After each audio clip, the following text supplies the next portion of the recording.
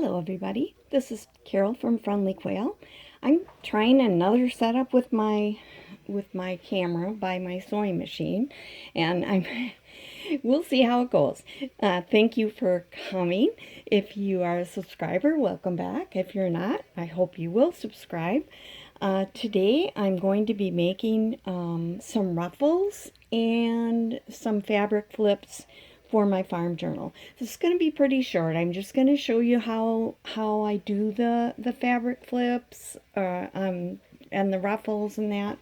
I'm not going to be spending a long time doing it, just whatever seems to work. Now I hope my fingers won't be too far in the direction. Yeah, to put on my zigzag. All right, with a ruffle, I start with it kind of folded over like this, so that I have a nice edge. And I'm going to be zigzagging down the middle. But before I even start sewing, I'm going to do a little fold up like this, and then flip it down. And that will be how I do each ruffle. Now, I'm not real fast at this. In fact, let me put my needle down. I'm going to get that first one even closer. I will do one, and then I'll get a second one ready. And then I will stitch to the end of the first one, where it's starting to hold the second one down, and then I'll do my next one and I'll fold it over. So I'm hoping you can see this okay. I always feel like, you know, there's no good angle where my hands aren't in the way. Okay, once I get closer, again, I'll take my fingers and kind of push that next ruffle in and stitch again. Do my next one. I'm trying to do this without my hands too much in the way. And I just keep doing that until I get to the end of my fabric. I'm going to be using some of these in my journal.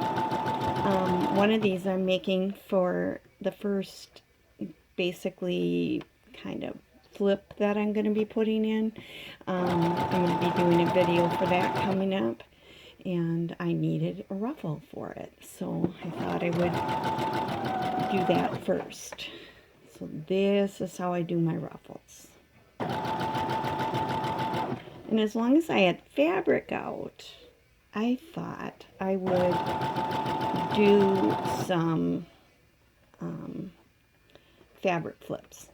So I used some fabric that is feed sack fabric from probably the 1930s.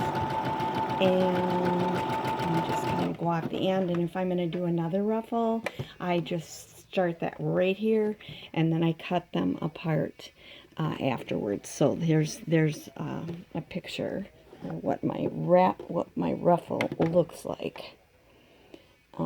This is made from some of the feed sack fabric, but for right now I'm going to just go off the end, and I'm going to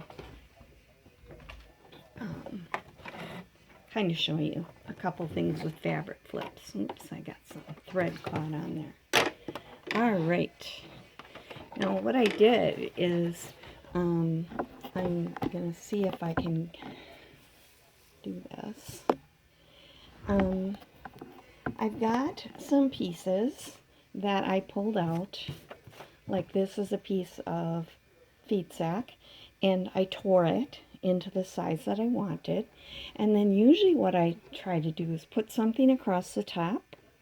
And sometimes, so for this one, I'm thinking I got a piece of paper out. Sometimes I make a whole bunch of these longer snippets, which I probably need to do soon, but I haven't done it yet. And then I'll layer some things up on it. So I'm going to just layer a piece of that same fabric on it. And I thought that this flower lace would be nice on there. So for this one, I'm just going to kind of layer it up with a little bit of the paper sticking out on top.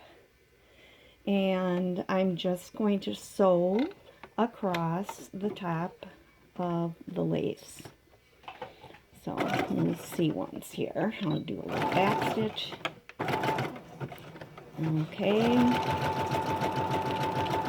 Now these are another thing that's really nice to just kind of put it through one after the other. In quilting we call it chain stitching. I would just now put the next one in. But I am going to do this. This is just a piece of lace, and I've just taken some of that fabric and put it in the middle, and I decided I'm going to stitch that with a zigzag. And kind of go down the middle of it. See if I can catch the fabric. And go off the edge.